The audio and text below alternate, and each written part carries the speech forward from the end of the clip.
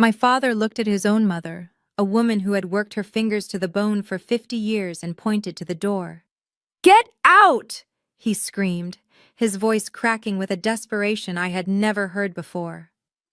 It was Christmas Eve in Chicago, and the temperature had dropped to 10 degrees below zero. He was throwing a paralyzed 84-year-old woman and his only daughter out into a blizzard because his new wife wanted a home gym. As the heavy oak door slammed shut in my face, leaving us shivering in the snow, I thought my life was over. I thought we were destitute. I had no idea that the shivering old woman in the wheelchair beside me wasn't just a helpless victim. She was secretly the owner of the very ground my father stood on, and she was worth $3.6 billion. My name is Jasmine, and I am 29 years old. For years, I played the role of the dutiful daughter and the patient caretaker, unaware that my silence was only fueling the monsters in my family. Before I continue this story of cold betrayal and scorching revenge, let me know where you are watching from in the comments below. And if you have ever been underestimated by the people who were supposed to love you unconditionally, hit that like button and subscribe. This story is for anyone who has ever been treated like a burden instead of a blessing. The nightmare began, not with a scream, but with the sharp, deliberate clinking of a fork against fine china. The dining room of my father's colonial mansion was warm, smelling of pine needles and the roast turkey I had spent 6 hours preparing. I was a sous chef at a downtown bistro, and cooking was my love language, my way of trying to buy my father's affection. But as I set the gravy boat down on the lace tablecloth, Jessica, my brother's wife, pinched her nose with 2 manicured fingers. She leaned back in her chair, creating a dramatic distance between herself and my grandmother Hattie, who sat quietly in her wheelchair at the corner of the table. "Raymond," she whined, looking directly at my father. "I am trying to be festive, I really am. But it is impossible to enjoy this expensive turkey when there is that distinct smell of nursing home hovering over the table. Can't we move her to the kitchen?" The room went dead silent. My grandmother, whose left side was paralyzed from a stroke 2 years ago, froze. She slowly lowered her spoon, her hand trembling just enough to make the silverware rattle against the bowl. I felt the heat rise up my neck, a mix of humiliation and protective rage. Grandma Hattie was immaculate. I bathed her every morning. I washed her clothes with lavender detergent. The only thing she smelled like was soap and old paper. "Jessica, that is incredibly rude," I said, my voice shaking. "Grandma is right here. She can hear you, and she smells fine." Jessica rolled her eyes, looking at my brother Trey for support. Trey, the golden child who had never worked a hard day in his life, just shrugged and took a sip of his wine, refusing to meet my gaze. "Don't be so sensitive, Jasmine," Jessica scoffed. "It is a biological fact. Old people have a scent. It makes me nauseous, and you know I have a sensitive stomach." "Raymond, honey, didn't you say we were going to discuss the living arrangements tonight?" I turned to my father. He was sitting at the head of the table wearing a cashmere sweater that cost more than my monthly rent. But he looked terrible. There were dark circles under his eyes, and he kept checking his phone under the table every 30 seconds. I knew he had made some bad investments recently, gambling on high-risk stocks to impress Jessica's wealthy father, but I had no idea how deep the hole was. He needed to assert control, and right now Grandma and I were the easiest targets. "Dad, tell her to stop," I pleaded. "It is Christmas." My father slammed his hand down on the table, making the crystal glasses jump. "Enough, Jasmine. Stop causing drama. Jessica is a guest in this house, and she is right. The situation is untenable." He reached into his jacket pocket and pulled out a thick cream-colored envelope. He didn't slide it across the table. He tossed it like it was trash. It landed right in my grandmother's mashed potatoes. "What is this?" I asked, reaching for the envelope. My hands were slick with sweat. "It is a solution," my father said, his voice cold and detached. "I have made arrangements for Mother to be transferred to the State Shady Pines facility. They have a bed open tonight.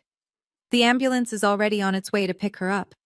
I felt like I had been punched in the gut. Shady Pines was a warehouse for the forgotten. It was underfunded, dirty, and notorious for neglect. "You cannot be serious," I whispered, tearing open the envelope. Inside were involuntary commitment papers already signed by him as her power of attorney. "You are putting your own mother in a state home. Dad, she has money. Her pension covers her needs. She can stay here. I take care of her. It costs you nothing.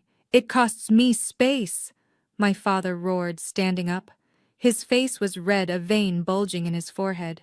"Jessica needs that downstairs room for her Pilates studio. We need a home gym. We cannot have a hospital bed in the middle of our first floor anymore. It is depressing. It is killing the property value." "You are evicting your mother for a gym," I screamed, standing up to meet him. I looked at Grandma. She hadn't said a word. She was just watching him, her eyes dark and unreadable, studying his face like she was memorizing a stranger. "It is done," Jasmine Trey chimed in, his mouth full of stuffing. "Just sign the witness line so the ambulance can take her. Don't make it weird." "Make it weird." I laughed, a hysterical, broken sound. I grabbed the papers. I looked my father dead in the eye and I ripped them in half. Then I ripped them again. I threw the confetti of legal jargon into the air. "No," I said firmly. "She is not going anywhere. If she goes, I go. And I will sue you for elder abuse." Something inside my father snapped. The stress of his secret debts, the pressure from his new wife, the defiance of his daughter, it all boiled over into blind rage. He marched around the table. He didn't grab me. He grabbed the handles of Grandma's wheelchair. "You want to go, fine. Go, both of you. Get out of my house." He began pushing the wheelchair violently toward the front door. Jessica was smirking, sipping her wine, as if this were a reality TV show. Trey just looked down at his plate. "Dad, stop! You are hurting her," I screamed, chasing after them. "Dad, it is 10 below zero outside." He didn't listen. He threw the front door open. The wind howled, instantly blowing snow into the grand foyer. He shoved the wheelchair over the threshold. The front wheels caught on the ice and the chair nearly tipped over. I lunged forward to catch Grandma just in time. My father grabbed my arm and shoved me out onto the porch after her. He reached back inside and grabbed the small battered suitcase that contained Grandma's clothes. He threw it into a snowbank. "Don't come back until you learn your place," he spat. "And take your trash with you." The heavy door slammed shut. The sound echoed like a gunshot in the frozen air. I heard the deadbolt slide into place. Click. I stood there in my thin dress, the cold instantly biting into my skin. The snow was falling so hard I could barely see the streetlights. I looked down at Grandma. She was wearing only a thin cardigan over her blouse. I immediately took off my coat and wrapped it around her shoulders, tucking it around her frail legs. "Grandma, I am so sorry," I sobbed, my teeth chattering. "I am so sorry." I expected her to cry. I expected her to panic. But when Hattie looked up at me, there were no tears in her eyes. The confusion I had seen for the last few years was gone. In its place was a look of cold, hard steel. She reached out and patted my frozen hand. "Don't cry, baby girl," she said, her voice stronger than I had heard in a decade. "Crying is for people who have no options, and we have plenty." I didn't know what she meant. I thought she was delirious from the cold. I grabbed the handles of her wheelchair and began to push my boots, slipping on the ice, heading toward the main road to find shelter, unaware that the woman I was pushing held the keys to the entire city in her pocket. The war had just begun, and my father had just made the most expensive mistake of his life. The wind in Chicago does not just blow, it bites. It tears through fabric and skin with the ferocity of a wild animal, and that night the wind seemed to have a personal vendetta against me. As the heavy door of my childhood home clicked shut, sealing us out, the silence that followed was heavier than the storm. For a moment, I just stood there, paralyzed not by the cold, but by the sheer magnitude of what had just happened. My father, the man who had taught me how to ride a bike on this very driveway, had just thrown me into a blizzard. I looked down at Grandma Hattie. The wool blanket I had tucked around her was already gathering a layer of white frost. She was gripping the armrests of her wheelchair so tightly that her knuckles were visible even through her thin gloves. I scrambled off the porch, my boots slipping on the ice-coated steps, and ran toward the snowbank where my father had tossed her suitcase. It was humiliating, there is no other word for it. I was on my hands and knees in the snow, digging frantically for her belongings. The suitcase had popped open upon impact, scattering the meager possessions of an 84-year-old woman across the driveway. I grabbed a handful of her compression socks that were soaking up the slush. I found her Bible, its leather cover now wet and cold, half buried near the mailbox. Every item I retrieved felt like a piece of my heart breaking. I was shaking not just from the sub-zero temperature, but from a rage so hot it felt like it could melt the ice beneath me. I shoved the wet clothes back into the suitcase and dragged it toward the wheelchair. That is when I felt eyes on me. A prickling sensation on the back of my neck that made me turn around. There, framed in the large bay window of the living room, stood Jessica. The golden light from the chandelier behind her created a halo, making the room look like the warmest, most inviting place on earth. She was holding a glass of red wine, the crystal catching the light. She wasn't looking at her husband or the Christmas tree. She was looking right at me. And she was smiling. It wasn't a broad, evil laugh. It was worse. It was a small, pitying smirk, the kind you give to a stray dog, that you are glad isn't your problem anymore. She raised her glass slightly in a mock toast, a silent farewell to the trash she had finally taken out. I wanted to scream. I wanted to pick up a rock and shatter that window, to shatter her perfect stolen life. But I couldn't. I had a paralyzed woman to save. I turned my back on the warmth I had paid for with years of obedience and grabbed the handles of the wheelchair. "We have to move, Grandma," I said, my voice barely audible over the howling wind. "We have to get to the main road. An Uber will be easier to find there." Pushing a wheelchair through 2 inches of fresh snow is a nightmare I wouldn't wish on my worst enemy. The wheels acted like plows, gathering resistance with every step. My calves burned. My lungs felt like they were filled with broken glass every time I inhaled the freezing air. We trudged down the long driveway, the majestic houses of our neighbors looming on either side like silent, indifferent giants. Everyone was inside, celebrating, safe in their bubbles of wealth and family, completely unaware that 2 people were fighting for survival just yards away. When we finally reached the corner of the street, under the flickering light of a street lamp, I pulled out my phone. My fingers were so numb I could barely unlock the screen. I opened the Uber app, my vision blurring from the snow sticking to my eyelashes. I requested a ride, the price surging due to the holiday and the weather. I didn't care. I would pay anything to get Grandma into a warm car. Confirming ride. The processing circle spun. Then a notification popped up in bright red letters. Payment method declined. I frowned, wiping the screen. That was impossible. I had just been paid yesterday. I tried again. Declined.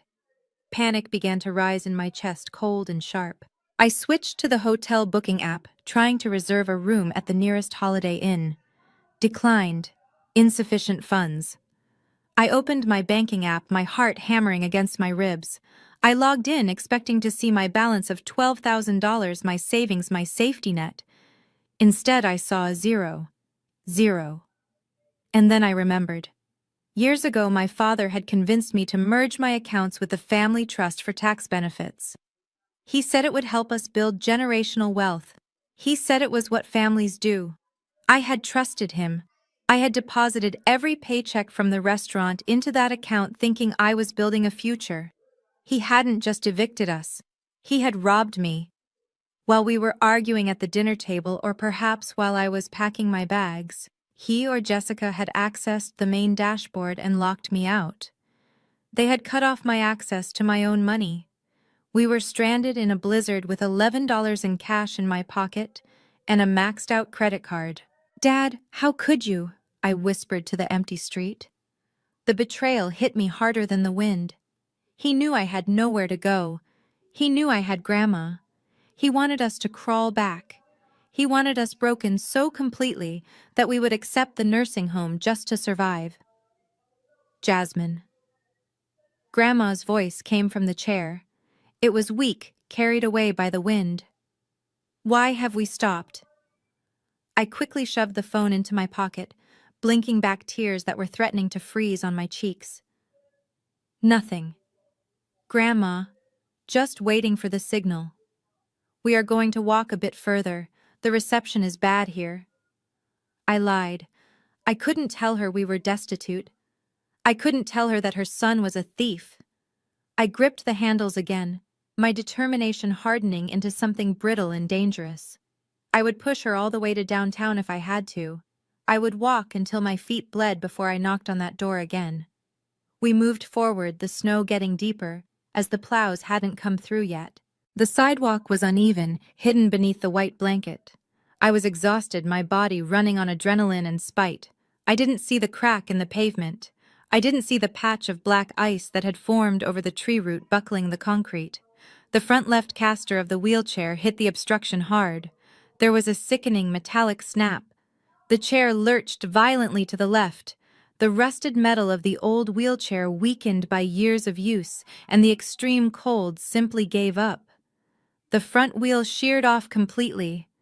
No, I screamed, lunging forward. Gravity was faster than I was. The wheelchair tipped. I threw my body between the chair and the pavement, catching the handle with my shoulder to break the fall, but the momentum was too much. We went down. Grandma slid sideways, the seatbelt holding her in, but her frail body dangling precariously close to the ice. I slammed my knee into the concrete, a jolt of agony shooting up my leg, but I didn't let go of her. Grandma! I scrambled up, ignoring the pain in my leg, and grabbed her, pulling her upright. The wheelchair was useless. It sat there in the snow, looking like a broken insect listing heavily to one side. We were 3 miles from the nearest shelter. My phone was at 4% battery. My money was stolen, and now our only means of transportation lay shattered on the ice. The wind howled around us, mocking my failure. I looked at Grandma, snow accumulating on her eyelashes, her face pale as a sheet. We were trapped in the middle of the storm, and for the first time in my life, I didn't just feel alone. I felt hunted. The journey to the motel was a blur of freezing slush and physical agony that I will never forget. With the front wheel of the wheelchair sheared off, I had to tilt the entire metal frame backward, balancing Grandma Hattie's weight on the 2 large rear tires, like I was pushing a dolly loaded with fragile cargo. Every crack in the sidewalk sent a shockwave through my arms, and every gust of wind threatened to blow us over. By the time the flickering neon sign of the Motel 6 came into view, buzzing loudly against the dark sky, I couldn't feel my toes anymore. It was the only place on the highway that I knew might accept cash without a reservation. A place where people went when they wanted to disappear, or when they had nowhere else to go. I left Grandma under the awning, shielded slightly from the biting wind, and stepped into the lobby. The heat hit me like a physical blow, making my frozen skin sting. The night clerk was a man with grease stains on his shirt, watching a game show on a small television behind bulletproof glass. He didn't look up when I walked in, dripping wet and shivering violently. I placed my crumpled bills on the counter, smoothing them out with trembling fingers. $11. I prayed it was enough for a few hours, just enough to keep us from freezing to death until morning. The clerk looked at the money, then at me, his eyes lingering on my expensive dress that was now ruined by mud and salt. He didn't ask questions. He just slid a key across the metal tray and muttered a room number. It was the transaction of the desperate. Room 104 was located around the back, facing the highway. The door stuck swollen from the dampness, and I had to throw my shoulder against it to force it open. The smell hit us immediately. It was a stale cocktail of old cigarette smoke, industrial cleaner, and damp carpet. The room was small and dim, illuminated by a single flickering bulb in the corner. The wallpaper was peeling near the ceiling, and the radiator clanked loudly, struggling to produce heat. But it was shelter. I wheeled Grandma inside and locked the door, sliding the chain latch into place as if that flimsy piece of metal could protect us from the monsters outside. I helped Grandma out of the chair and onto the bed. The bedspread had a cigarette burn near the pillow, but the sheets looked clean enough. I took off her wet shoes and began rubbing her feet, trying to bring the circulation back. My own hands were red and raw, but I didn't care. I felt a crushing weight of guilt settling in my chest, heavier than the snow outside. I was supposed to protect her. I was 29 years old, a grown woman, and I had allowed my father to throw us away like garbage. I looked at Hattie sitting there in her mismatched layers, her silver hair disheveled, and I broke. I slid to the floor, burying my face in the scratchy blanket covering her knees. The sobs came out of me in jagged, ugly gasps. "I am so sorry, Grandma," I cried, my voice muffled by the fabric. "I failed you. I don't know what to do. I have no money. I have no car. He took everything. We are going to die out here." I waited for her to pat my head, to offer some confused, senile comfort like she usually did. But she didn't move. She sat perfectly still. The silence in the room stretched out, filled only by the hum of the mini-fridge and the rushing cars on the highway. I wiped my eyes and looked up at her. She wasn't looking at me. She was looking around the room, her eyes scanning the peeling paint, the broken lock on the window, the water stains on the ceiling. It wasn't the look of a frightened old woman. It was the look of a building inspector surveying a demolition site. There was a sharpness in her gaze that I hadn't seen in years, a clarity that sent a shiver down my spine that had nothing to do with the cold. Before I could ask her what was wrong, the silence was shattered by a jarring electronic sound. My phone.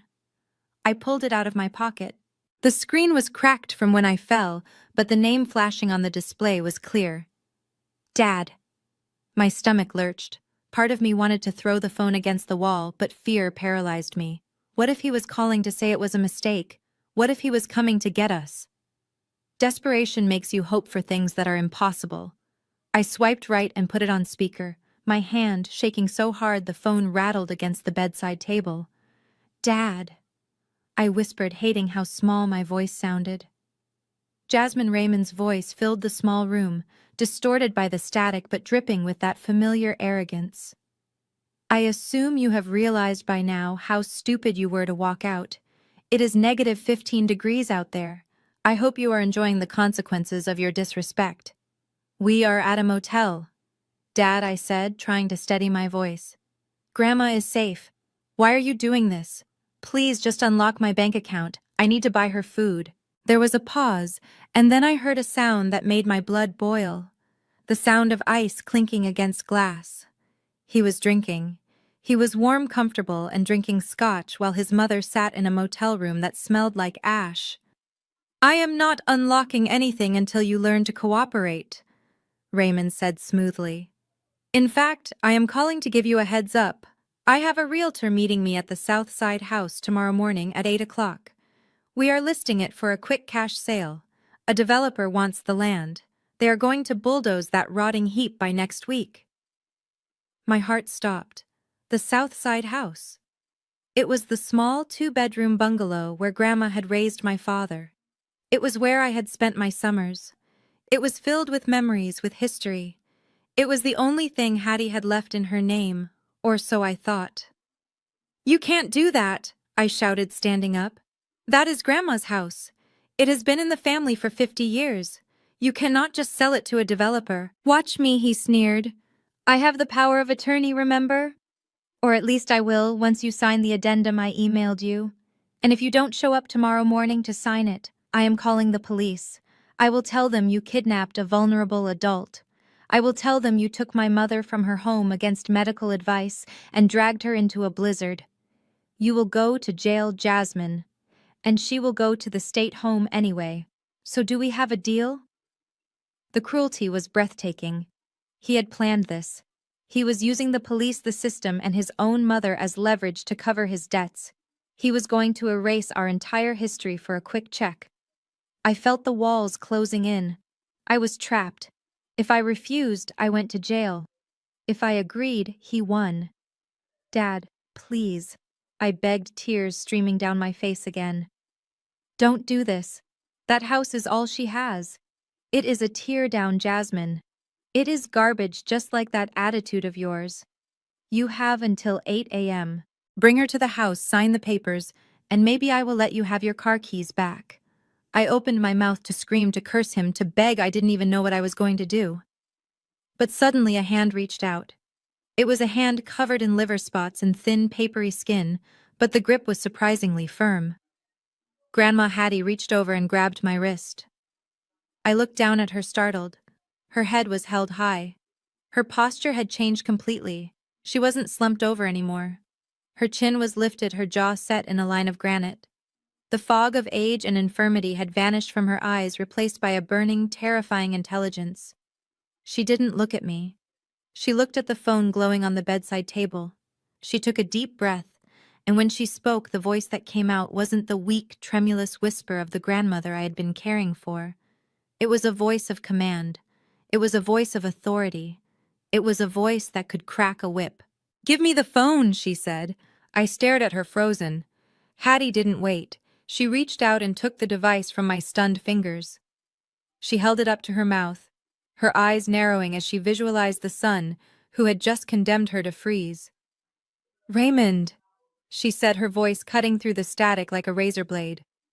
There was silence on the other end. Total stunned silence. My father hadn't heard his mother speak with that kind of clarity in 5 years. "Mom," he stammered, sounding suddenly like a frightened child. "Listen to me very carefully, Raymond," she said, her tone low and dangerous. "You will not be meeting any realtor tomorrow. You will not be selling my house. And you will certainly not be calling the police."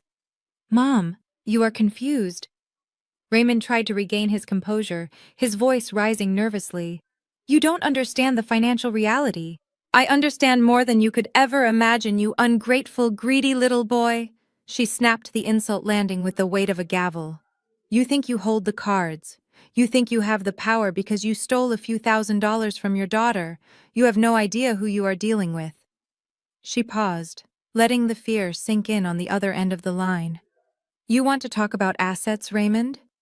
Let's talk about assets. But we are not going to do it over the phone. I am coming for you. And when I am done, you will wish you had left me in the snow." She tapped the red button, ending the call with a finality that made me jump. She tossed the phone onto the bedspread and turned to me. The transformation was complete. The frailty was gone, replaced by a terrifying calm. "Jasmine," she said, pointing to her battered suitcase. "Open the lining in the bottom. There is a Nokia phone stitched inside. Get it. We have a call to make. And wipe your face. We don't have time for tears. We have an empire to reclaim." I stared at the ancient Nokia phone resting in the palm of my hand. It was a relic from another era, heavy and brick-like, hidden beneath the lining of my grandmother's suitcase, like a piece of contraband. For a moment, I just looked at it, confused by the weight of it and the absurdity of the situation. The storm was raging outside, rattling the thin window pane of our motel room, and my father's cruel ultimatum was still ringing in my ears. Yet here was Hattie, the woman I had bathed and fed for years, looking at this piece of plastic as if it were a weapon of mass destruction. "Hand it to me, Jasmine," she said again. Her voice was steady, stripping away the last remnants of the frail old woman I thought I knew. I placed the phone in her hand. I expected the battery to be dead after sitting in a suitcase for who knows how long, but Hattie pressed the power button, and the small monochromatic screen flickered to life with a bright green glow. Full battery. She didn't hesitate. Her fingers, which I had watched tremble over a spoon of soup just hours ago, moved with the dexterity of a concert pianist. She punched in a sequence of numbers that was far too long to be a standard telephone number. She held the device to her ear, her eyes fixed on the peeling wallpaper across the room. I sat on the edge of the bed, hugging my knees, terrified that the stress of the eviction had finally caused her to snap. I prepared myself to comfort her when no one answered, or when she started talking to a dial tone. But then she spoke. "Eagle 1 to command," she said. Her tone was clipped, professional, and terrifyingly cold. "Identify Alpha 01. My mouth fell open. I watched in stunned silence as she paused, listening to a voice on the other end that I couldn't hear. She nodded once, her jaw set. Code red. She stated the words, dropping into the silence of the room like lead weights.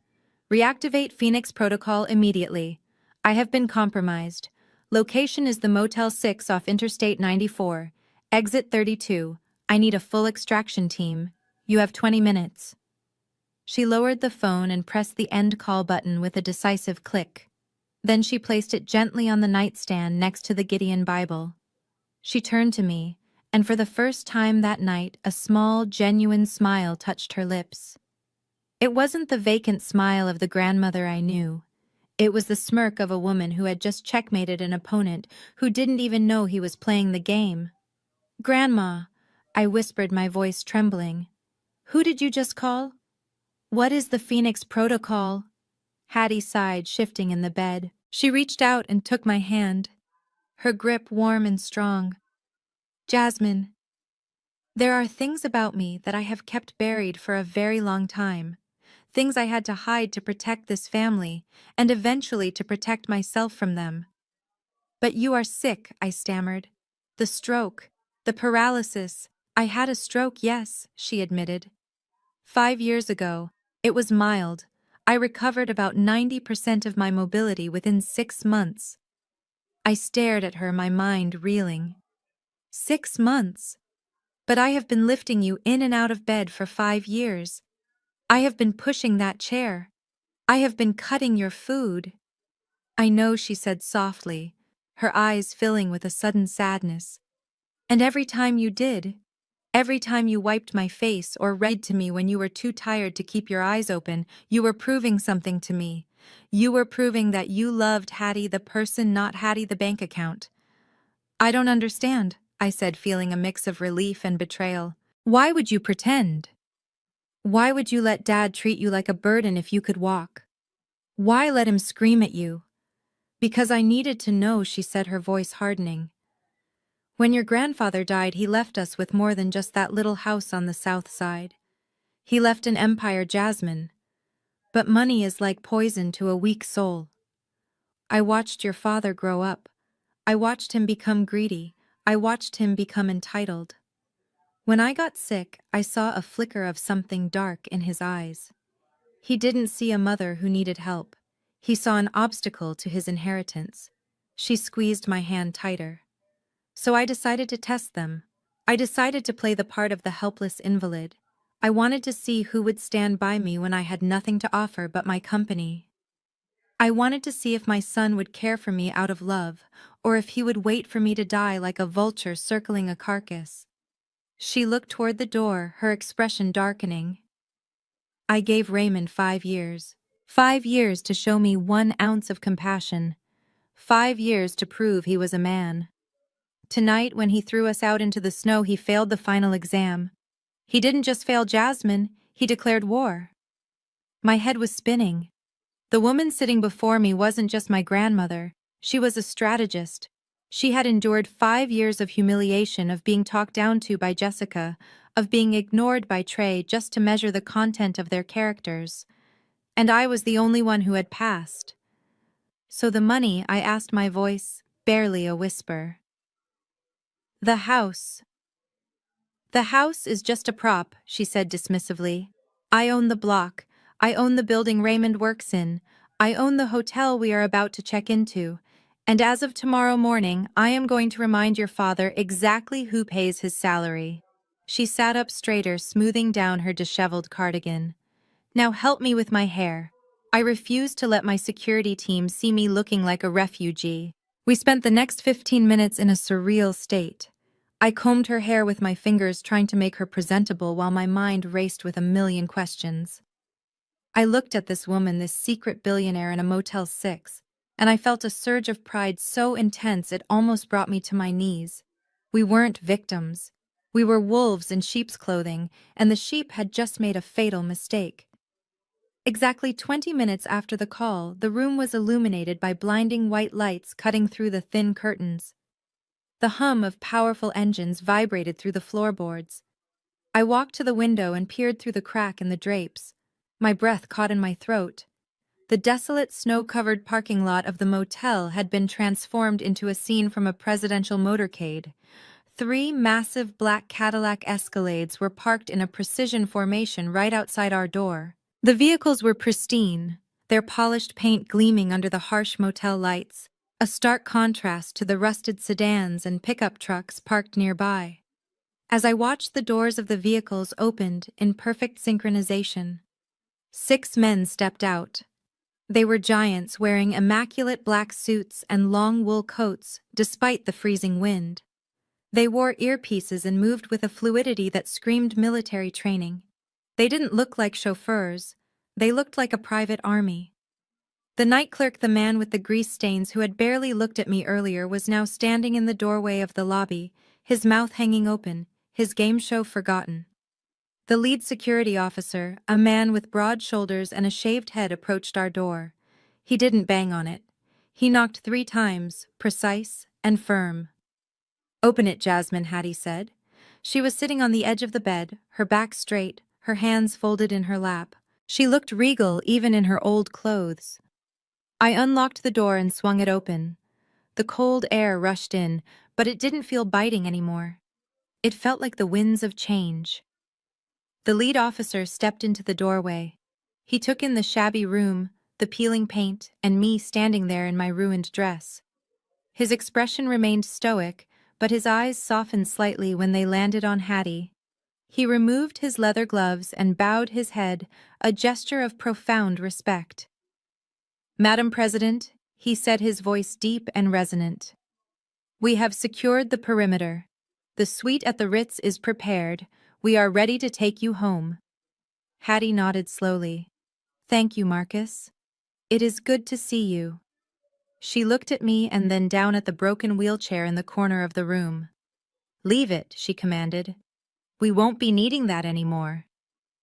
Marcus signaled to the other men. 2 of them stepped forward ready to assist, but Hattie waved them off. With a grunt of effort, she pushed herself up from the bed. My instinct was to rush to help her, but she held up a hand. She stood on her own 2 feet, shaky but determined. She took 1 step, then another, walking toward the door on her own terms for the first time in half a decade. As we walked out into the swirling snow, flanked by our protective detail, I looked back at the motel room one last time. We were leaving behind the poverty, the fear, and the helplessness. We were stepping into a new reality. I climbed into the back of the warm leather interior of the lead SUV, sitting next to the woman who had just rewritten our destiny. As the convoy pulled away, leaving the motel in the rearview mirror, I knew one thing for certain. Raymond thought he had thrown away trash. He was about to find out he had thrown away the bank. The silence inside the armored Cadillac Escalade was absolute. It was a vacuum that sucked away the howling wind and the chaos of the night, leaving only the soft hum of climate control and the smell of rich leather. I sat there, my hands still red and raw from the cold, clutching the seatbelt like a lifeline. Next to me, Grandma Hattie stared out the tinted window as the city of Chicago blurred past. We were no longer moving through the city as victims. We were gliding through it like predators in the dark. 10 minutes later, the convoy pulled into the private underground entrance of the Four Seasons Hotel.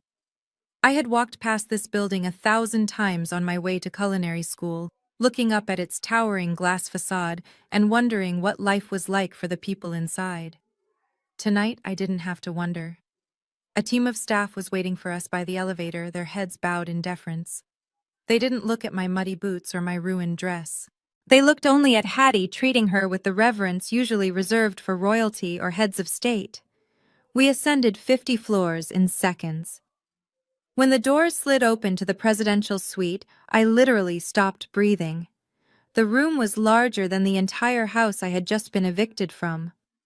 Floor-to-ceiling windows offered a panoramic view of the frozen city below, the lights twinkling like diamonds scattered on black velvet. A fire was already roaring in a marble fireplace that was big enough to stand in. Hattie didn't gasp. She didn't marvel at the opulence. She simply walked over to the fireplace, leaning on her cane, and warmed her hands. "Harrison," she said, her voice echoing slightly in the vast room. I want room service, lobster bisque, a medium rare ribeye, and a bottle of the 1996 Cabernet. And get Jasmine some clothes that don't smell like a Motel 6. A man in a sharp gray suit who had been waiting in the shadows of the suite stepped forward. This was Harrison, the lawyer I had seen earlier. He nodded efficiently. Already done, Madam President. The stylist is waiting in the guest wing. I stood there feeling like an imposter in my own life. Grandma? I whispered, approaching her slowly. This place costs $10,000 a night. How are we paying for this? Hattie turned to me. The firelight danced in her eyes, making them look fierce and young. We are not paying for it, Jasmine. We own it. I blinked, sure I had misheard. You own the suite? No, darling. She smiled, a small, dangerous curve of her lips. I own the hotel. Before I could process that impossible statement, Harrison cleared his throat. He walked over to the massive mahogany dining table and placed a silver briefcase on top of it. The click of the latch's opening sounded like a gunshot in the quiet room. Ms. Jasmine Harrison said, his tone serious and professional. It is time you understood the scope of what we are dealing with. Your grandmother, Hattie Mae Brooks, is the sole beneficiary and chairperson of the Pegasus Trust. He spread a large map of downtown Chicago across the table. It was color-coded. Huge swaths of the city were highlighted in blue. Every building you see in blue belongs to the trust, Harrison explained, tracing his finger along the famous skyline. The office tower your father works in blue. The shopping district where Jessica buys her designer bags, blue. The medical center where you were born, blue. I stared at the map, my knees shaking. It wasn't just a few properties. It was an empire. The total valuation of the portfolio as of the market close this afternoon is $3.6 billion, Harrison stated calmly, as if he were discussing the weather. And that does not include the liquid assets in the offshore accounts. $3.6 billion. The number was so big, it felt abstract. I looked at Hattie. She was just an old woman in a cardigan a few hours ago. Now she was a titan. But why, I asked, my voice trembling. Why live in that little house on the south side? Why let Dad treat you like that? Because comfort breeds weakness, Hattie said, sitting down at the head of the table. And I needed to know if my son was a man or a leech. I got my answer tonight. She gestured for Harrison to continue. Show her the rest, Harrison. Show her why Raymond was so desperate to kick me out tonight. Harrison pulled another document from the briefcase. It was a property deed. I recognized the address immediately. It was the address of the colonial mansion in the suburbs, the house where I grew up, the house where Raymond and Jessica were currently sleeping warm and smug. You think that is your father's house? Harrison asked gently. I nodded. He talks about it all the time. He says he built it. He says it is his legacy. Harrison shook his head. It is a lie. That house is owned by a shell company called HM Holdings. Hattie Mae Holdings. Your father has never owned it. He has been allowed to live there rent-free for 20 years as a kindness from your grandmother. He is a tenant, Jasmine, a tenant at will. My jaw dropped. The arrogance, the pride, the way Raymond lorded that house over everyone, it was all fake. He was a squatter in a mansion funded by the very woman he called a burden. But that is not the worst part, Harrison said, his voice dropping an octave. He pulled out a final document. It was a loan application from a private lender. A predatory lender, the kind that breaks kneecaps when you don't pay. Your father is in deep gambling debt, Harrison explained. He owes $4 million to some very dangerous people. Last week he tried to mortgage the mansion to pay them off. But he can't mortgage a house he doesn't own, I said, confused. Exactly, Harrison said. Unless he forges the owner's signature. He slid a piece of paper toward me. It was a power of attorney document authorizing the mortgage. At the bottom was a signature, Hattie M. Brooks. I looked at the signature, then at my grandmother. I didn't sign that, Hattie said coldly. He forged it, I whispered, the realization making me nauseous. He committed a felony. He did, Harrison confirmed. And the lender accepted it. The funds were released to him yesterday. But here is the catch.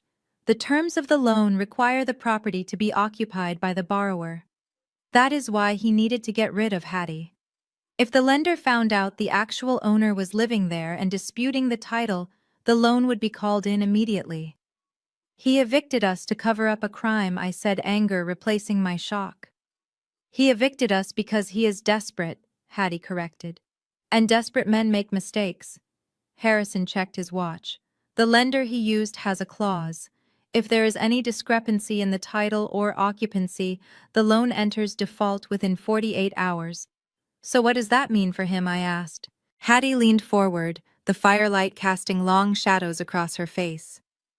It means, my dear granddaughter, that we don't have to sue him. We don't have to fight him. We just have to make one phone call to the lender and tell them the truth.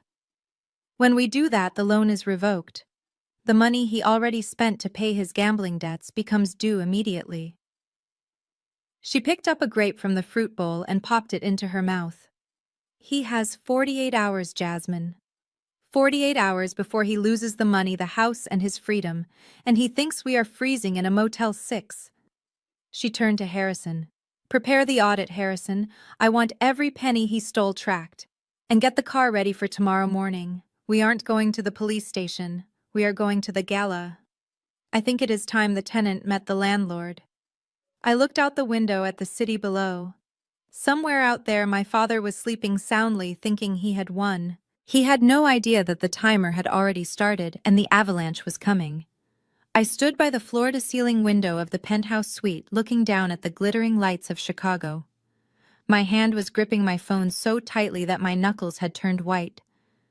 The anger inside me was a physical thing, a burning knot in my chest that demanded release. I turned back to the room where my grandmother sat calmly sipping a cup of herbal tea. We need to call the police right now, I said, my voice shaking with adrenaline. We have the proof, Grandma. Harrison showed us the forged documents. Raymond committed fraud. He stole from you. He threw us out into a blizzard. If we call 911, they will arrest him tonight. I want to see him in handcuffs. I want to see Jessica cry as they drag him away. Hattie set her teacup down on the saucer with a gentle clink. The sound was incredibly loud in the quiet luxury of the room. She looked at me, her eyes clear and sharp, devoid of the confusion she had feigned for so long. Sit down, Jasmine, she said softly. But Grandma, he is getting away with it, I protested, pacing across the plush carpet. Every minute we wait is a minute he thinks he won. I said sit down, she repeated. Her voice didn't rise, but the command was absolute. It was the voice of a woman who had run a billion-dollar empire from the shadows. I stopped pacing and sat on the edge of the velvet sofa opposite her. Hattie leaned forward, resting her hands on her cane. You are thinking like a victim, Jasmine, she said. A victim wants immediate relief. A victim wants the bad man to go away. But I need you to think like a CEO. I need you to think like a general. She gestured to the city below us. If we arrest him tonight, what happens? He gets booked. He calls Jessica's wealthy father to post bail. He hires a slimy defense attorney who spins a story about how he was just trying to manage his senile mother's assets because she was mentally incompetent. He plays the martyr. He tells the world he was the dutiful son trying to save the family estate from a greedy daughter. The legal battle drags on for years. He stays in that house. He keeps his reputation. I stared at her. I hadn't thought about that. Raymond was a master manipulator. He could twist anything. So what do we do? I asked. Let him get away with it. No. Hattie smiled, and it was a cold, terrifying expression. We don't just want to stop him. We want to destroy him. We want to make sure that when he falls, there is no safety net to catch him. We want to burn his reputation so thoroughly that not even a McDonald's would hire him to flip burgers. She pointed to the calendar on the tablet Harrison had left on the table. Tomorrow night is the Winter Gala. Raymond has been talking about this for months. He is planning to announce his merger with Jessica's father's company. He is going to stand on a stage in front of the city's elite, the investors, the press, and claim that he is the heir to the Brooks legacy. He is going to climb to the very top of the mountain tomorrow night. She leaned back, her eyes gleaming. And that is when we push him off. Public humiliation, Jasmine. Irrefutable proof shown to the very people he is trying to impress. When we are done, he won't just be a criminal. He will be a pariah. I felt a shiver run down my spine. It was brutal. It was calculated. And it was brilliant. Harrison the lawyer stepped back into the room. He was carrying a fresh stack of files. "Madam President," he said, "we have completed the forensic audit of your son's personal accounts. It is worse than we thought." "How much?" Hattie asked. Harrison handed a tablet to me. I looked at the screen and gasped. The numbers were staggering. "He is not just in debt to the loan sharks," Harrison explained. "He has been siphoning money from Jessica's accounts too. He created fake invoices for home renovations that never happened. If she finds out, she will divorce him before the handcuffs are even on." "And Trey?" I asked, dreading the answer. My brother had been cruel, but he was still my little brother. Harrison swiped to the next page. "Trey has a gambling problem too, but it is sports betting and crypto scams. He owes 6 figures to bookies in Vegas. That is why he is so desperate for the house to be sold. Raymond promised him a cut of the sale to clear his debts." I lowered the tablet. It all made sense now. The cruelty, the rush to evict us, the desperation in Raymond's eyes. They weren't just mean, they were drowning. They needed Hattie's money like oxygen. "Good," Hattie said, nodding with satisfaction. "Desperate men are predictable. They will be at that gala tomorrow, confident that the house sale is going through. They will be celebrating." She turned to me. "Jasmine, for years you have been a sous chef. You have taken orders. You have stayed in the background. That ends tonight." She picked up a heavy fountain pen and slid a document toward me. "This is the charter for the Hattie Mae Foundation. It controls over $500 million in charitable assets. I am appointing you as the interim executive director effective immediately." My hands shook as I reached for the pen. "Grandma, I don't know if I can do this. I cook food. I don't run foundations." "You have integrity," Hattie said firmly. "You have a heart. Those are the only 2 things you cannot teach. The rest, you hire people like Harrison to handle the math. Sign it." I looked at the paper. I looked at the woman who believed in me when my own father didn't. I took a deep breath, gripped the pen, and signed my name. The ink was dark and permanent. As I finished the signature, I felt something shift inside me. The scared girl who had been thrown out in the snow was fading. A new Jasmine was taking her place. Just then, my phone buzzed on the coffee table. The screen lit up with a notification. It was a text message. I glanced at it and my blood ran cold. It was from Jessica. I picked up the phone and read the message aloud, my voice dripping with disbelief. "Hey Jasmine," the text read. "I heard you are staying at a cheap motel. Tough break. Look, the catering service for the gala tomorrow just had a dishwasher quit. If you want to make some quick cash, I can get you in. $50 an hour to wash dishes and clear tables. But you have to wear a uniform and stay in the kitchen. I don't want you embarrassing Raymond in front of his partners. And don't bring the old lady." I looked up at Hattie, fury rising in my throat. The audacity. She wanted me to scrub plates at the very party where my father was celebrating stealing my inheritance. "I am going to tell her to go to hell." I spat, my thumbs hovering over the keyboard. Hattie reached out and covered my hand with hers. "No," she said. Her smile was back, and this time it was predatory. "Tell her yes." What I asked, shocked. "You want me to wash dishes for them?" "I want you inside that building," Hattie said. "I want you to be the Trojan horse.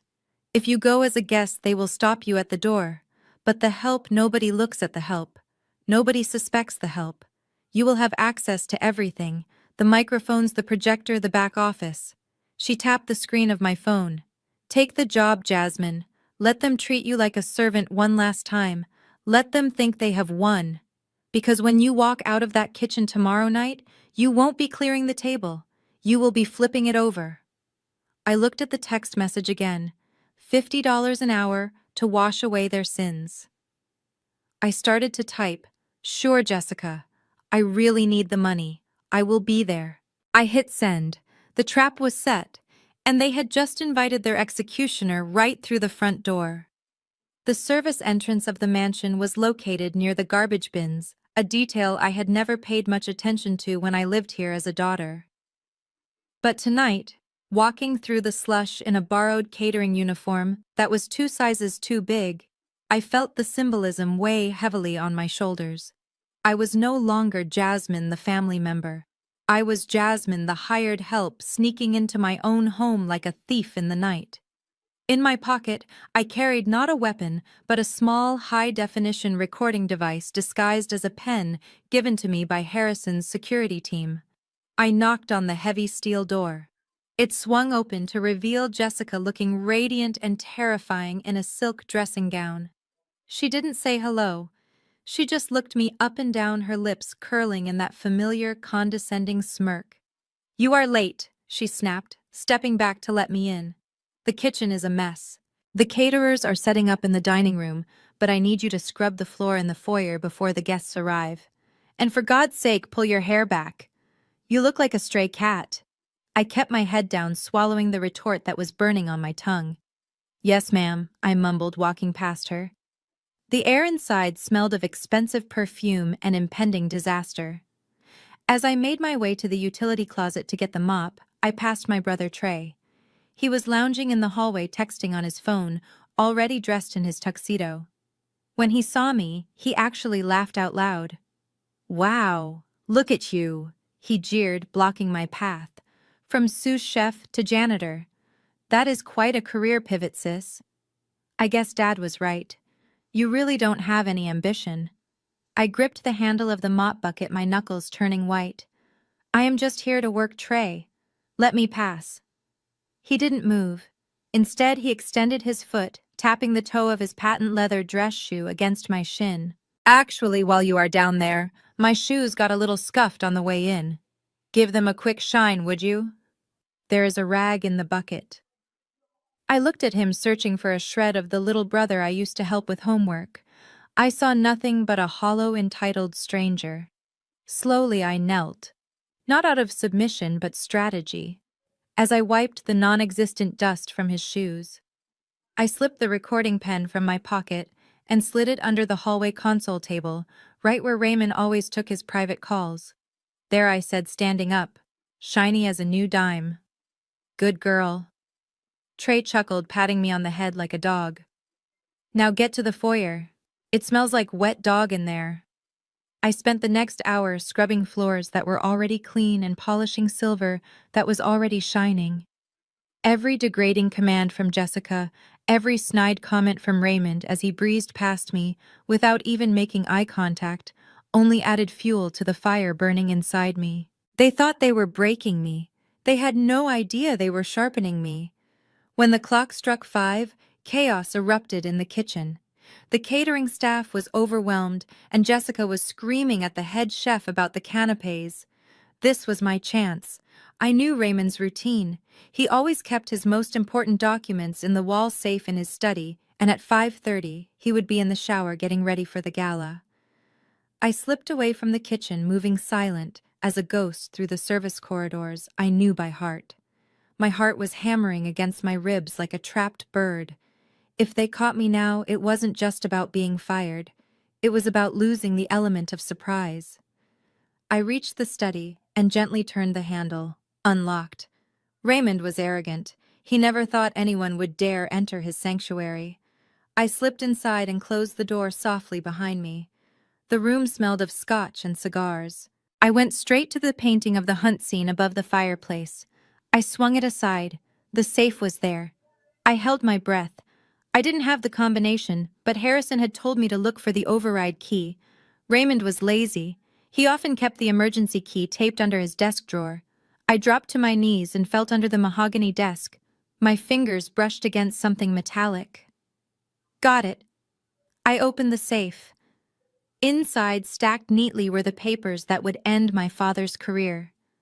I saw the loan agreements with the exorbitant interest rates. I saw the offshore account statements. And there, right on top, was the contract for the sale of the Southside house. It was dated for tonight. I pulled out my phone, my hands shaking uncontrollably. I began snapping photos of every page, the forged signature of Hattie Brooks, the clause that gave Trey a 20% cut, the hidden addendum that transferred ownership to a shell company owned by Jessica's father. Click, click, click. I was capturing the evidence of their betrayal page by sickening page. I was so focused on getting a clear shot of the notary stamp that I didn't hear the footsteps approaching in the hallway. I didn't hear the doorknob turn. The door swung open. I froze. The phone was still in my hand, the safe wide open behind me. Trey stood in the doorway. He wasn't smiling anymore. His face was a mask of confusion that quickly twisted into suspicion. He looked at the safe. He looked at the papers scattered on the floor. And then he looked at me. "What the hell are you doing?" he shouted, stepping into the room and slamming the door behind him. I shoved the phone into my apron pocket and stood up, backing away until my legs hit the desk. "Trey, I was just looking for a pen. Jessica asked for a pen."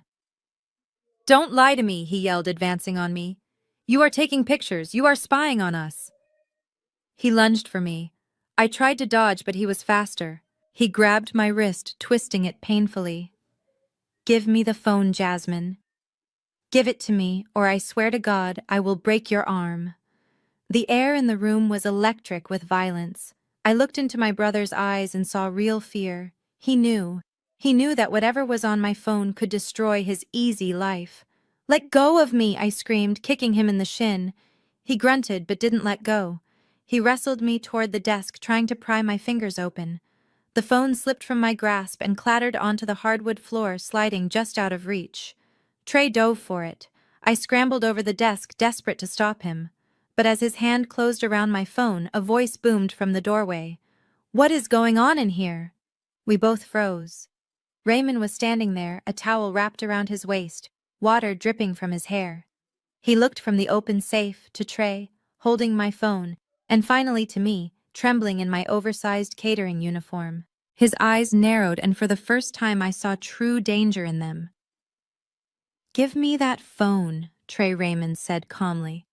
"Let's see what your sister finds so interesting about my private business."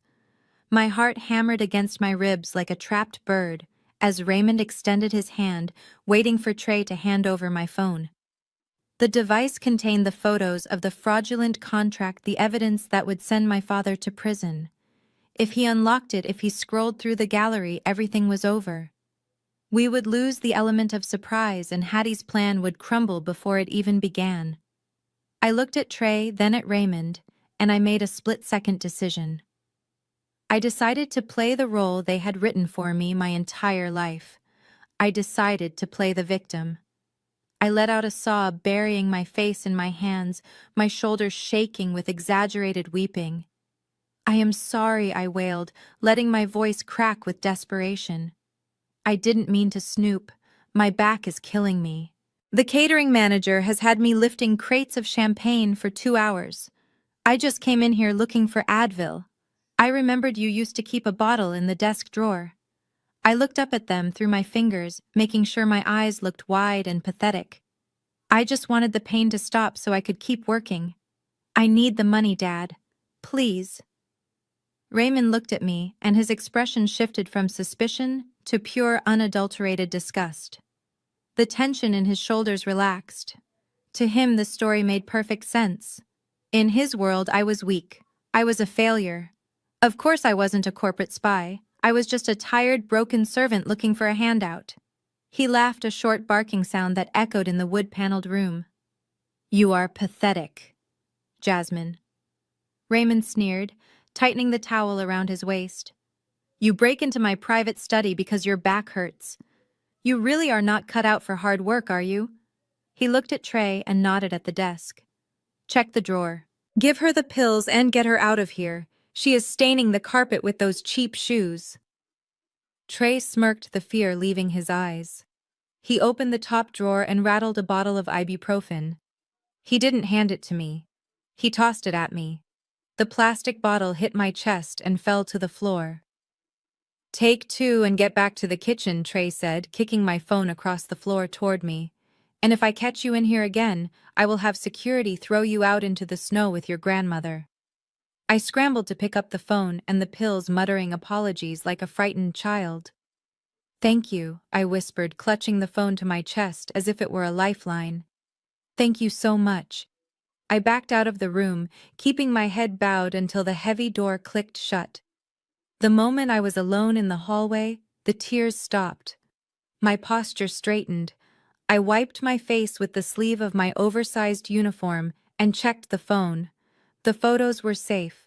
They had bought the lie because it confirmed their own bias. Their arrogance was their blind spot, and I was standing right in the middle of it. I hurried back to the service area, slipping into a small dark pantry where the dry goods were stored. I needed to hear what was happening. I pulled out the small earpiece paired with the recording device I had planted under the console table in the hallway. I pressed it into my ear and waited.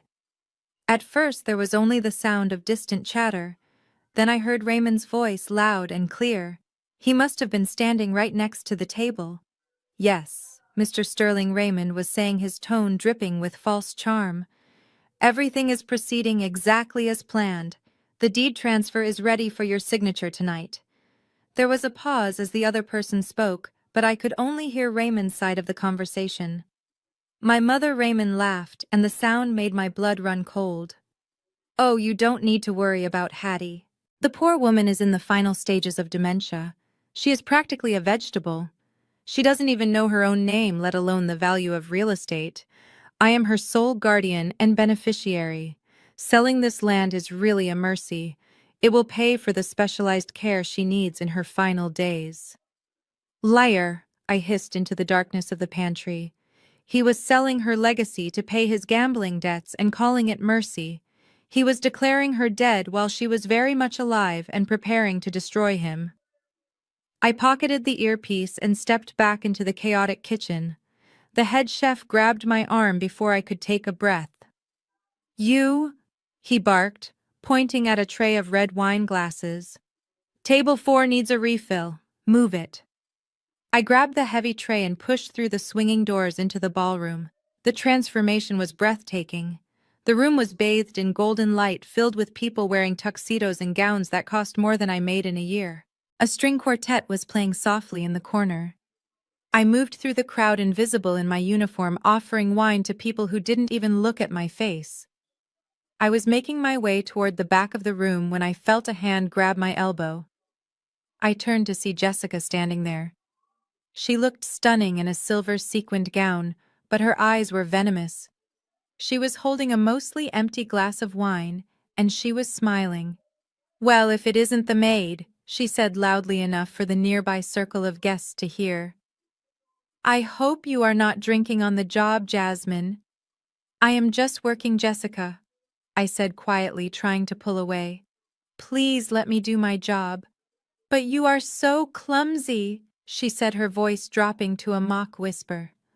"Remember how you dropped your life savings into a joint account with your daddy? Oops." Before I could react, she tilted her hand.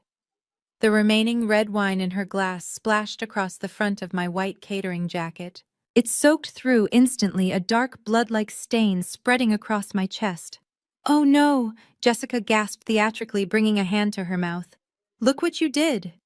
You are such a mess, Jasmine. You can't even hold a tray straight." The guests around us chuckled. A few of them looked at me with pity, but most just looked annoyed that a servant had caused a scene. I stood there, the cold wine seeping into my skin, the humiliation burning my face. I wanted to scream. I wanted to throw the entire tray of glasses at her perfect smiling face. But I remembered Hattie's voice. "Think like a general." I took a deep breath. I lowered my head.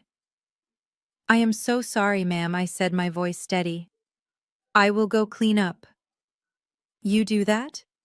Jessica sneered, turning her back on me. "And try not to ruin anything else tonight." I walked away. the laughter of the crowd fading behind me. I didn't go to the bathroom to clean up. I went to the side entrance of the ballroom, the spot where the shadows were deepest. I stood there stained and silent watching the stage. The music swelled. The lights dimmed, leaving a single spotlight focused on the podium at the center of the stage. Raymond walked out waving to the applause. He looked triumphant. He looked untouchable. He adjusted the microphone, flashing his whitened teeth at the audience. "Ladies and gentlemen," Raymond boomed, his voice amplified across the hall. "Thank you for joining me on this historic night. For 50 years, the Brooks family has been a pillar of this community. And tonight, I am thrilled to announce the next chapter. I am about to sign a partnership that will transform the South Side and secure our legacy for generations to come." He gestured to a table beside the podium where a legal team sat with a stack of documents. The fake contract. The one I had photographed. The one he was about to sign. I glanced at my watch. It was exactly 8 o'clock. Raymond picked up a gold pen. He held it up to the light, savoring the moment. With this signature, he declared, "I am not just selling land. I am building the future." He leaned over the document. The tip of the pen hovered millimeters above the paper. I held my breath. The double doors at the back of the ballroom, the grand entrance that had been closed all night, suddenly rattled. Raymond didn't hear it. He was too focused on his victory. But I heard it, and I smiled. Because the future he was talking about was about to walk through those doors and hit him like a freight train. The grand ballroom of the Palmer House Hotel was a cathedral of gold leaf and crystal, a place where the air itself seemed to cost money. Waiters in white gloves moved like silent ghosts through the crowd, carrying silver trays laden with champagne flutes that sparkled under the massive chandeliers. I stood in the shadow of a velvet curtain near the service entrance, my stained catering jacket buttoned all the way up to my chin to hide the red wine Jessica had thrown on me earlier. From my vantage point, I could see the entire ecosystem of greed that my father had cultivated. These were the movers and shakers of Chicago, the people who signed checks with commas and looked right through people like me. And at the center of it all stood Raymond. He was holding court near the ice sculpture, one hand in his pocket, the other gesturing expansively as he spoke to a group of potential investors. He looked immaculate in his bespoke tuxedo, his hair slicked back, his smile wide and practiced. Beside him, Jessica shimmered in her silver gown, playing the role of the devoted trophy wife to perfection. She laughed at all the right moments, touching his arm possessively, completely unaware that the man she was clinging to was technically homeless and millions of dollars in debt. They looked like the perfect power couple. It was nauseating. I pressed my hand against the small earpiece in my ear, checking the connection one last time. Harrison had told me to wait for the signal. The signal was simple. Raymond had to be on stage. He had to be at the very precipice of his lie before we pushed him off. The lights in the ballroom dimmed, casting the crowd into a soft, expectant twilight. A spotlight cut through the darkness, illuminating the podium at the front of the room. The chatter died down, replaced by a polite ripple of applause as my father walked onto the stage. He didn't just walk, he strutted. He gripped the sides of the podium, looking out at the sea of faces with a hunger that made my skin crawl. He adjusted the microphone, letting the silence stretch out for a dramatic beat. "Welcome, friends, colleagues, and visionaries." Raymond began, his voice booming through the high-end sound system. "Tonight is not just a celebration of business. It is a celebration of heritage." I felt a bile rise in my throat. Heritage. The man who had thrown his mother's suitcase into a snowbank was talking about heritage. He continued, his voice dropping to a somber, reverent tone that he must have rehearsed in the mirror. "You all know the story of the Brooks family. My mother, Hattie, was a woman of simple means. She worked hard to buy a small plot of land on the south side, a humble home, a home that sadly has fallen into disrepair as her health has declined." He paused, wiping a non-existent tear from his eye. Jessica dabbed at her eyes with a napkin in the front row. The performance was Oscar-worthy. "It breaks my heart to see her legacy crumble," Raymond said, shaking his head. "But sometimes, love means letting go." Sometimes honoring our parents means making the hard decisions they can no longer make for themselves. My mother is, as many of you know, in the final stages of dementia. She is not with us tonight because she is resting in a specialized facility where she can receive the care she so desperately needs. I squeezed my hands into fists so tight my fingernails dug into my palms. He was erasing her. He was painting her as a senile invalid to justify stealing her life's work. So Raymond said, his voice brightening, swelling with false optimism. It is with a heavy heart, but a hopeful spirit, that I announce the sale of the Brooks estate. This isn't just a sale. It is a transformation. Where that old rotting house now stands, we will build a commercial center that will revitalize the entire neighborhood. We are turning the past into the future. And I know if my mother were in her right mind, she would be smiling down on us tonight. The crowd erupted in applause. They clapped for his bravery. They clapped for his vision. They had no idea they were clapping for a monster. Meanwhile, 20 floors below on the street outside the hotel, a different kind of scene was unfolding. The blizzard had intensified, but the line of black Cadillac Escalades idling at the curb didn't move. The lead vehicle's door opened. A security guard held a large black umbrella against the driving snow. Hattie Mae Brooks stepped out. She didn't wait for the wheelchair lift. She didn't reach for the arm of the guard. Instead, she reached for a cane made of polished ebony with a silver handle. She set it firmly on the pavement. Click. For 5 years, she had done her physical therapy in secret in the early hours of the morning, while the rest of the house slept. She had pushed through the pain, rebuilding her muscles, waiting for the moment when she would need to stand tall. That moment was now. She wore a floor-length coat of midnight blue wool and diamonds that caught the streetlights like shards of ice. She looked up at the towering hotel, her eyes narrowing. She took a step, then another. Her gait was slow, but it was steady. It was the march of a queen returning to reclaim her throne. Behind her, Harrison and a phalanx of 10 lawyers fell into step. They moved through the revolving doors of the lobby like a storm front, silencing the casual conversations of the guests in the foyer. Back in the ballroom, the applause was fading. Raymond gestured to the side of the stage. And now, to make it official, I invite Mr. Sterling of Sterling Development to join me. Let's sign the papers and open the champagne. A man in a gray suit walked onto the stage carrying a leather portfolio. He laid the contract on the podium. This was it, the moment of no return.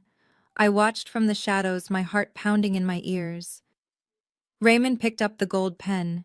He unscrewed the cap, savoring the weight of it. He looked at Jessica in the front row and winked. She blew him a kiss. Raymond leaned over the document. The tip of the pen hovered over the signature line. The room went silent, anticipating the scratch of ink on paper that would seal the deal. I looked at my watch. 3, 2, 1. Suddenly, a loud, heavy thud echoed through the ballroom. Then another. It sounded like a gavel striking a sounding block. Thud, thud, thud. Raymond looked up, annoyed. The sound was coming from the double doors at the very back of the room, the doors that had been locked all night. Then darkness. Every light in the ballroom cut out simultaneously. The chandeliers went black. The spotlight died. The room was plunged into pitch blackness. Gasps and screams erupted from the crowd. I heard glass breaking as someone dropped a drink. Raymond's voice rang out in the dark, high and panicked. "What is going on? Get the backup generator running. Who turned off the lights?" Then a sound cut through the panic. It was the screech of feedback from the microphone system, followed by a voice. But it wasn't Raymond's voice. And it wasn't coming from the stage. It was coming from everywhere. It was coming from the main speakers, loud, clear, and terrifyingly familiar. "Put the pen down, Raymond." The room froze. The silence that followed was heavy, suffocating. "That contract is void," the voice continued, echoing off the high ceilings, "because you cannot sell what you do not own." A single beam of light cut through the darkness from the back of the room. It wasn't a spotlight. It was a high-powered tactical flashlight held by a security guard. The beam hit the double doors. They swung open with a crash, and there, framed in the white light, standing on her own 2 feet, was the woman Raymond had left to die in the snow. The return of the lights was more shocking than the darkness had been. When the main breakers were flipped back on, the crystal chandeliers didn't just flicker. They exploded with brilliance, flooding every corner of the ballroom with a harsh, unforgiving illumination. There were no shadows left to hide in. The sudden brightness forced everyone to squint, shielding their eyes. But as vision returned, 500 pairs of eyes were drawn to a single point at the back of the room. The double doors, which had been swung wide open, framed a tableau that looked less like reality and more like a scene from a vengeance mythology. My grandmother, Hattie Mae Brooks, stood at the center of the threshold. She was not the slumped, fragile woman in a wheelchair that Raymond had described to his investors just moments ago. She was standing upright, her spine straight as a steel rod, her weight resting lightly on an ebony cane topped with a silver hawk. She wore a midnight blue velvet coat that swept the floor, and around her neck hung a string of South Sea pearls that were worth more than the mortgage Raymond had just tried to secure. And standing next to her was me. I was no longer the invisible servant in a wine-stained uniform. During the chaos of the blackout, under the cover of the confusion and guided by Harrison's security team, I had shed the catering whites. I was now wearing the dress Hattie had brought for me, a vintage Givenchy gown of black silk that fit like armor. My hair was down, my chin was up, and for the first time in my life, I wasn't looking at the floor. I was looking directly at the stage. The silence in the room was absolute. It was a vacuum that sucked the air out of everyone's lungs. Then a sound shattered the quiet. Smash. On the stage, the crystal champagne flute slipped from Raymond's fingers. It hit the parquet floor, exploding into 1,000 shards, the expensive vintage liquid soaking into his polished shoes. He didn't seem to notice. His mouth was hanging open, his face draining of color, until he looked like a wax figure melting under the stage lights. He stared at his mother as if he were seeing a ghost. Next to him, Jessica let out a strangled gasp. Her hand flew to her throat, clutching her diamond necklace. She looked from me to Hattie, and I saw the gears in her mind grinding to a halt. The math wasn't adding up.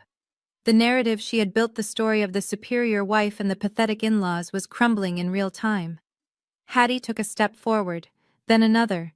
The tap of her cane on the marble floor of the entryway echoed like a gunshot. Tap, tap, tap. The crowd parted. These were the wealthiest people in Chicago, people who didn't move for anyone, but they scrambled to get out of her way like the Red Sea parting for Moses. They whispered behind their hands, their eyes darting from the powerful woman walking down the aisle to the terrified man on the stage. Raymond finally found his voice. It was high-thinned by panic and desperate. "Security," he shrieked, pointing a shaking finger at us. "Security, get in here! That woman is a patient. She has escaped from a mental facility. She is dangerous." He looked wildly around the room, trying to make eye contact with the investors, trying to sell the lie one last time. "I apologize, everyone," he stammered, sweat beading on his forehead. "My mother, she has severe dementia. She gets violent. She doesn't know where she is. Please, somebody escort her out before she hurts herself." He was gaslighting an entire room. He was trying to rewrite reality even as it stood staring him in the face. It was pathetic, and it was infuriating.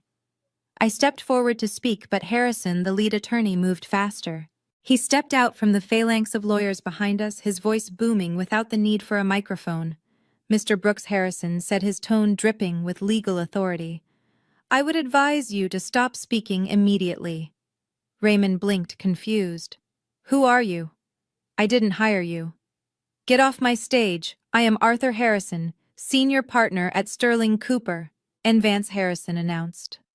A murmur went through the crowd. Everyone knew that firm. They didn't represent patients escaping nursing homes.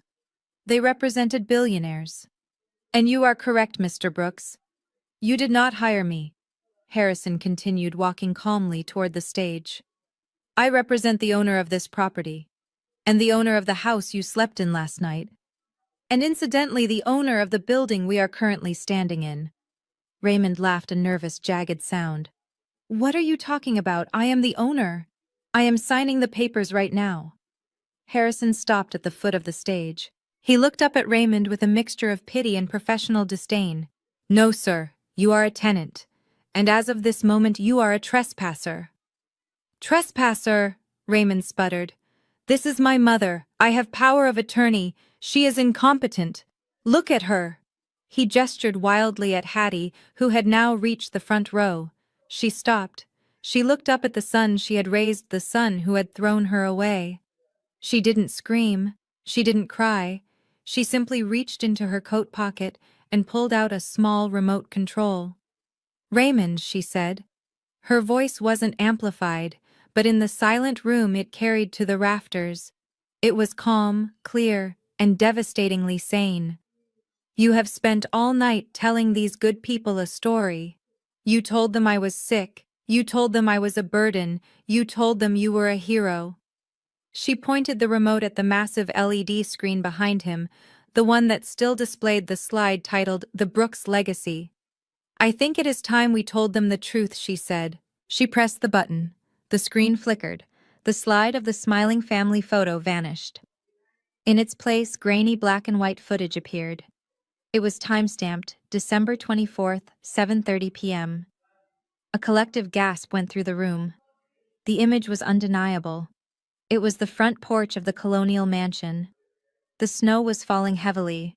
The camera angle was high, capturing the scene perfectly. On the screen, the front door flew open. A figure, clearly Raymond in his expensive sweater, shoved a wheelchair onto the icy porch. The woman in the chair nearly tipped over. Oh my God, someone in the front row whispered. The video continued.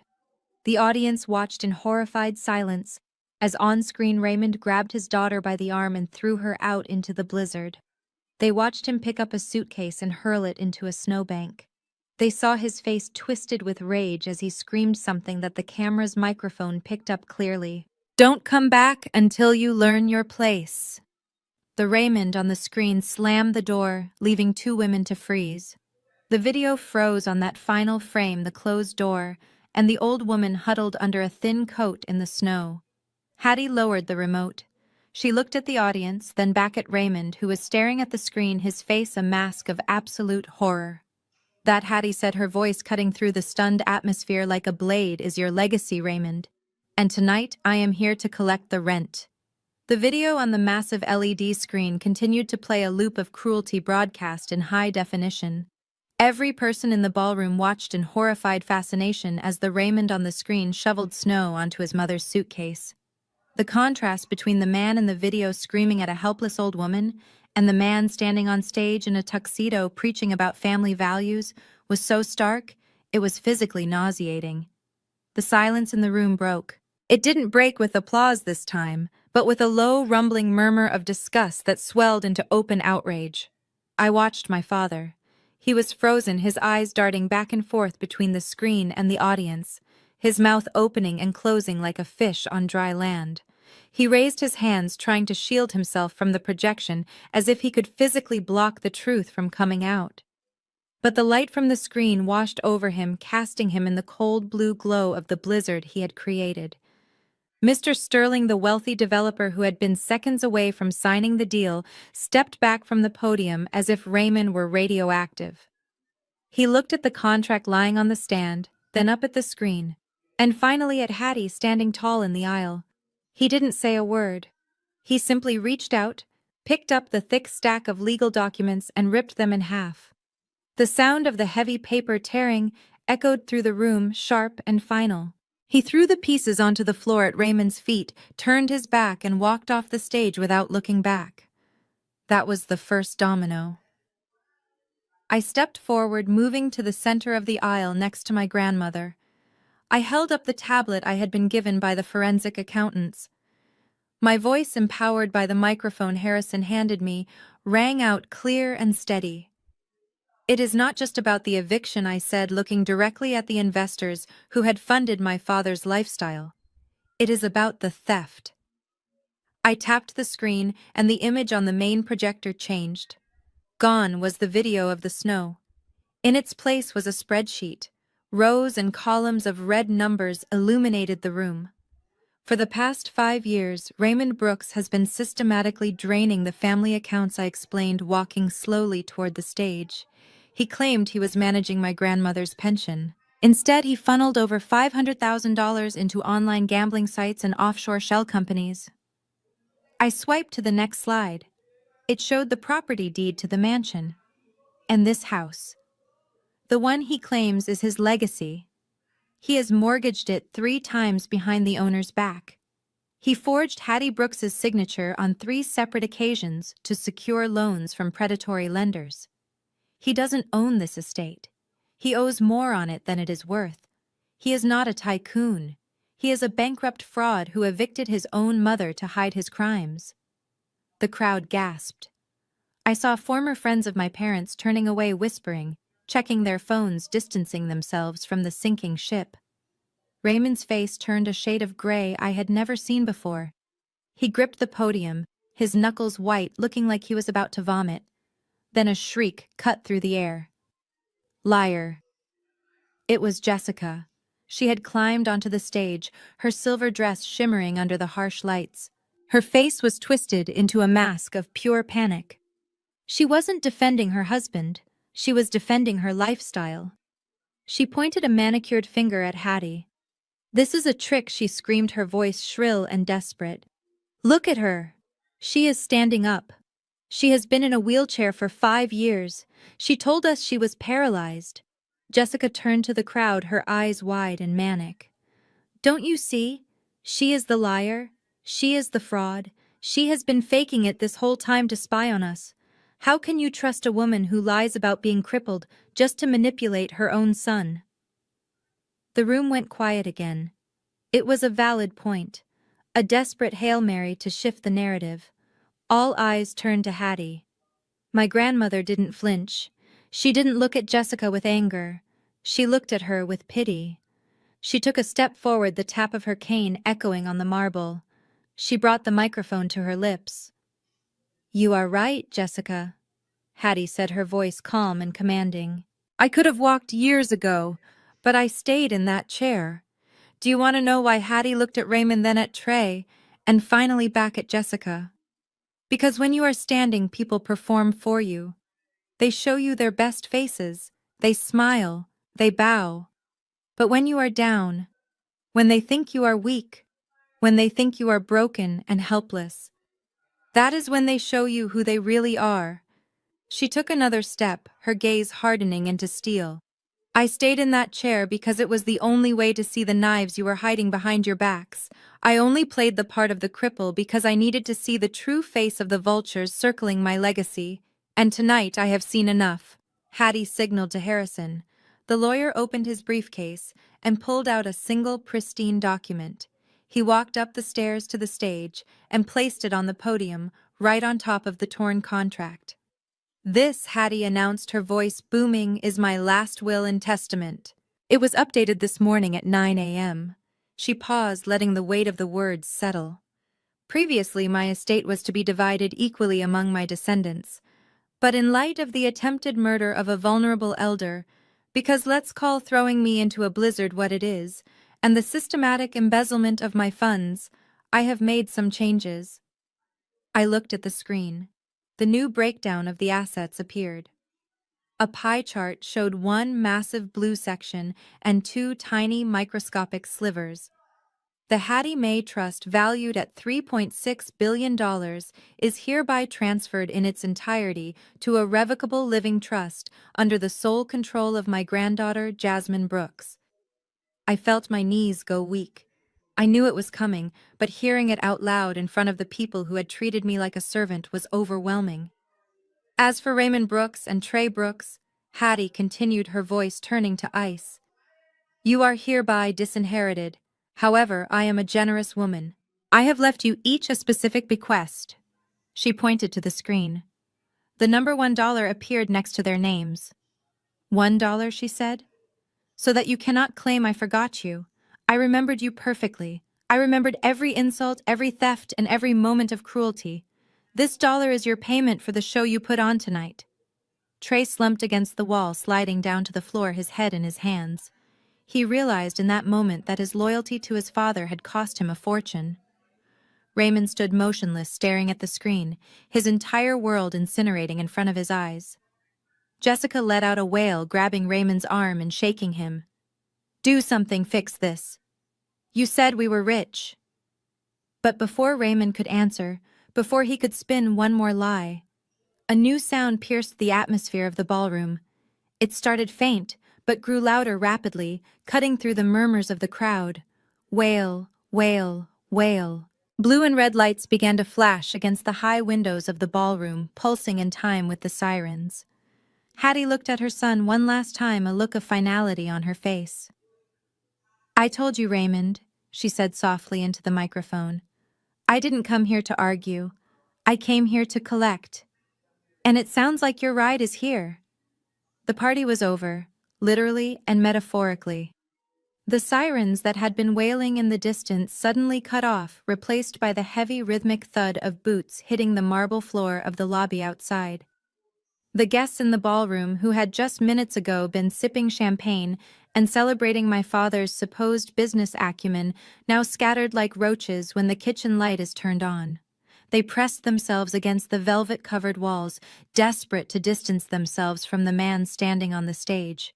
Raymond Brooks, the man who had terrified me for 29 years, looked small. He looked deflated. The arrogance that had fueled him all night had evaporated, leaving behind a sweating, trembling shell of a man. He gripped the podium not for authority, but because his legs were giving out. A squad of 6 police officers marched into the ballroom. They didn't look at the crystal chandeliers or the horrified socialites. They walked in a V formation straight down the center aisle, led by a detective in a cheap suit who looked like he had seen enough corruption to last a lifetime. Raymond tried to straighten his tie, a reflex of vanity that looked pathetic in the face of impending doom. "Officers," he called out, his voice cracking. "Thank God you are here. My mother is having an episode. She is disturbing the peace. Please remove her." The detective didn't even slow down. He walked right past Hattie, giving a respectful nod to the lawyer, Harrison, and stepped onto the stage. He pulled a pair of steel handcuffs from his belt. The metal caught the harsh light of the room, shining with a terrifying finality. Raymond Brooks, the detective, said, his voice loud enough to carry to the back of the room without a microphone. "You are under arrest." "For what?" Raymond shrieked, backing away until he hit the screen that was still displaying his crimes. "This is a misunderstanding. I am a pillar of this community. You are under arrest for first-degree forgery, financial exploitation of an elderly person, and grand larceny," the detective recited, grabbing Raymond's wrist and twisting it behind his back. "We also have a warrant for wire fraud regarding the mortgage applications you submitted on a property you do not own." The click of the handcuffs locking into place was the most beautiful sound I had ever heard. It was the sound of my freedom. It was the sound of justice. Raymond began to struggle, not physically but verbally. He looked out at the crowd, his eyes wild and bloodshot. He saw his investors shaking their heads. He saw his friends turning their backs. And then he saw Jessica. Jessica was standing at the edge of the stage, freezing, looking for an exit. Raymond's face twisted into a mask of pure, cowardly desperation. He wasn't going to go down alone. He was a narcissist, and narcissists never take the blame. "It wasn't me," Raymond screamed, thrashing against the officer's grip. "It was her. It was Jessica." The room gasped. Jessica froze, her eyes widening in disbelief. "She made me do it," Raymond yelled, tears streaming down his face, mixing with the sweat and the humiliation. "She is the one who wanted the renovations. She is the one who wanted the new car. She told me to sell the house. She said my mother was a vegetable and wouldn't notice. I only did it to make her happy. She is the mastermind." He was throwing his own wife to the wolves to save his skin. It was pathetic. It was disgusting. And it was exactly who he was. Jessica screamed back, her voice shrill and piercing. "You lying coward! You told me you were rich. You told me the money was yours. Do not drag me into your mess." The detective signaled to 2 female officers. "Grab her too. We have evidence she was complicit in the wire fraud transfers. Her name is on the shell company accounts." As the officers moved toward Jessica, I felt a hand on my arm. I turned to see Trey. My little brother, the golden boy. He looked like a child who had gotten lost in a shopping mall. His tuxedo was disheveled, his face pale. He looked at the police arresting our father, then at Hattie standing like a statue of judgment, and finally at me. Jasmine, he whispered, his voice trembling. You have to stop this. Talk to Grandma. Tell her to drop the charges. I looked at him, feeling a dull ache in my chest. Even now, he didn't get it. I can't stop this, Trey, I said quietly. They broke the law. But Dad is going to jail. Trey pleaded, grabbing my hand. And what about me? Grandma cut me out of the will. She left me $1, Jasmine. $1. How am I supposed to live? I have debts. I have people looking for me. He squeezed my hand tighter, his eyes filling with tears. You are my sister. You have always taken care of me. Fix this, please. I was just doing what Dad told me. I didn't know any better. I looked at his hand gripping mine. For years that grip had been a shackle. I had covered for his mistakes. I had paid his parking tickets. I had lied to his girlfriends. I had been his safety net because my parents told me that was my job. But tonight the net was gone. I pulled my hand away. You are 26 years old, Trey, I said, my voice cold and steady. You are not a child. You stood there and laughed while Dad threw us out into the snow. You watched me scrub your shoes tonight and called me a good girl. You knew exactly what you were doing. But I am family, he cried. No, I said, stepping back to stand next to Hattie. You were family when it was convenient for you.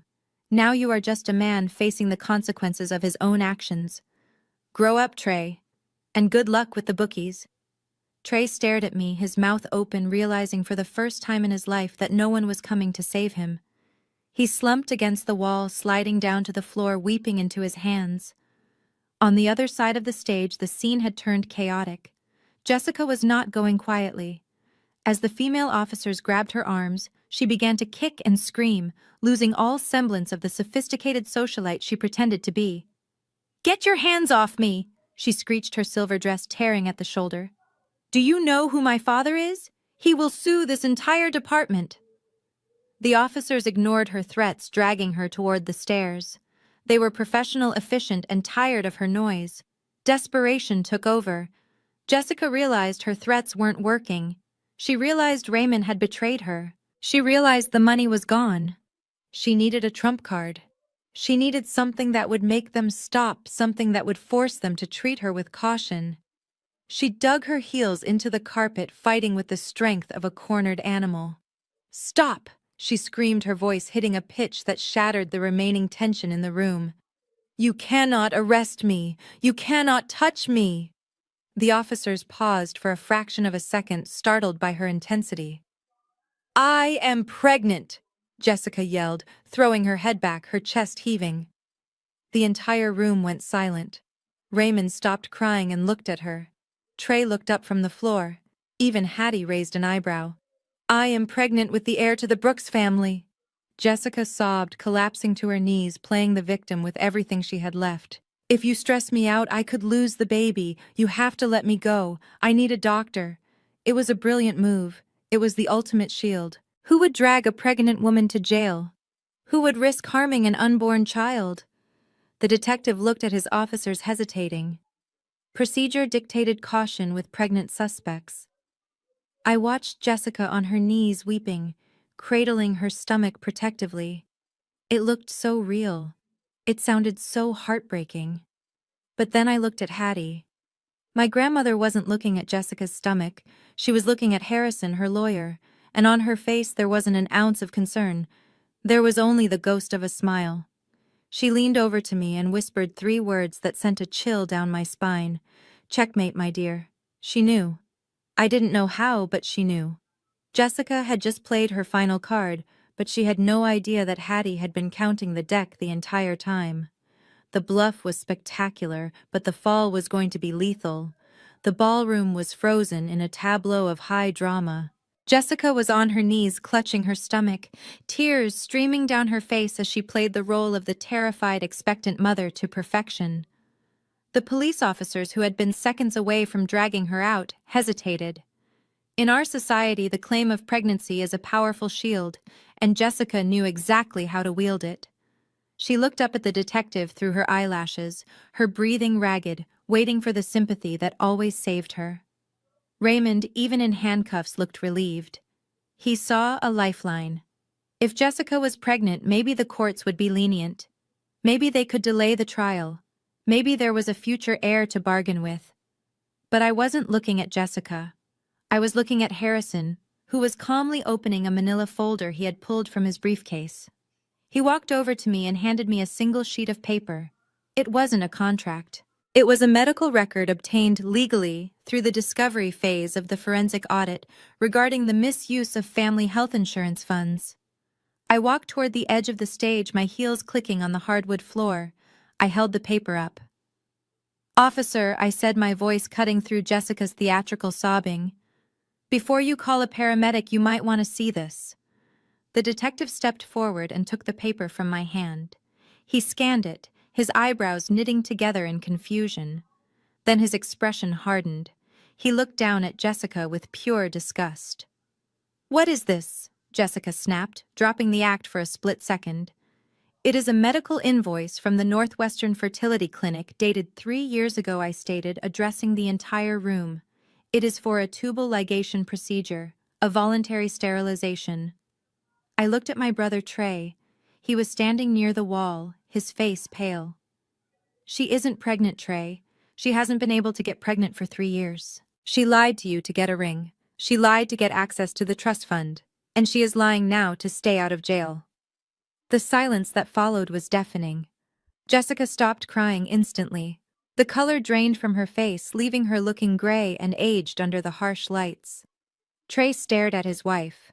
The realization hit him like a physical blow. The son he thought he was protecting, the legacy he had betrayed his own sister for, it was all smoke and mirrors. He let out a sound that was half laugh, half sob. "You lied," Trey whispered, walking toward her. "You told me we were building a family. You made me ask Dad for more money for the nursery. You made me kick Jasmine out." "It doesn't matter," Jessica shrieked, scrambling backward as the female officer grabbed her arm again. "I did it for us. You did it for the money." Trey screamed, his voice breaking. "You are a monster!" The detective had heard enough. "Get her out of here," he ordered.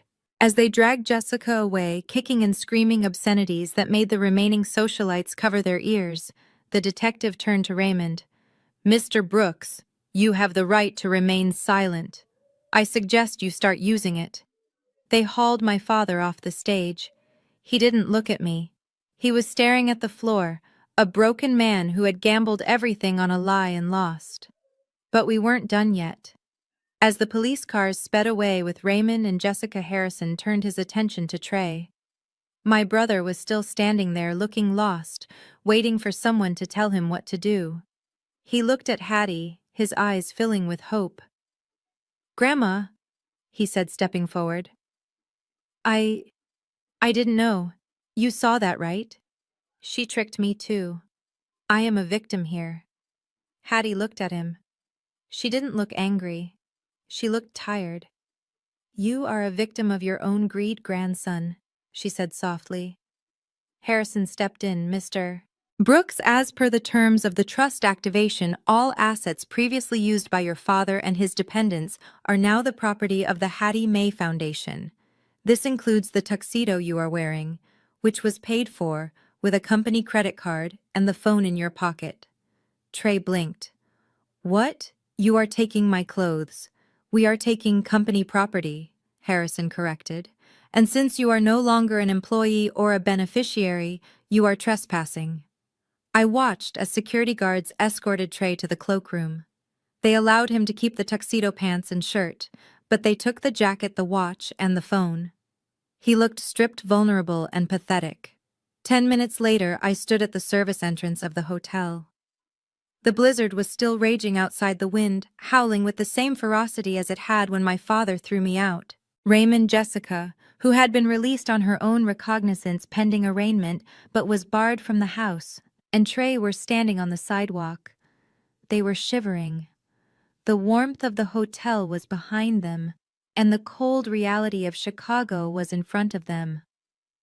They had no car, the Escalades were ours. They had no cash, their accounts were frozen. They had no home, the locks had already been changed. They looked at me. For the first time, I was the one standing in the warmth, and they were the ones in the cold. Jasmine Trey chattered, hugging himself. "Please, I have nowhere to go. It is freezing. Just give me a ride. Just let me sleep on your couch." I looked at them. I remembered the way they laughed when I asked for help. I remembered the sound of the door locking. I reached into my clutch. I didn't pull out a checkbook. I didn't pull out a key. I pulled out 3 slips of paper and a coupon I had found in my purse from the night before. "Here," I said, handing them to Trey. He looked down. In his hand were 3 one-way bus tickets to the other side of town and a coupon for 15% off a night at the Motel 6. "It is a bit of a walk to the bus station," I said, my voice calm. "But if you hurry, you might beat the storm." "You can't do this," Jessica screamed, her mascara running down her face. "We are family." I looked at Hattie, who was watching from the window of the warm, waiting limousine. "No," I said, turning my back on them. "I have a family. You 3 are just people I used to know. Merry Christmas." I signaled the doorman.